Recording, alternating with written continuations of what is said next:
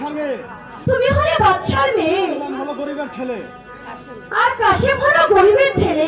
তোমার বিয়ে কাশিমের সাথে কোনোদিন হতে পারে না। তোমার বিয়ে কাশেমের সঙ্গে কোনোদিনই হতে পারে না। তোমার বিয়ে হবে বাদশার ছেলের সাথে। তোমার বিয়ে হবে ওই বাদশার ছেলের সঙ্গে।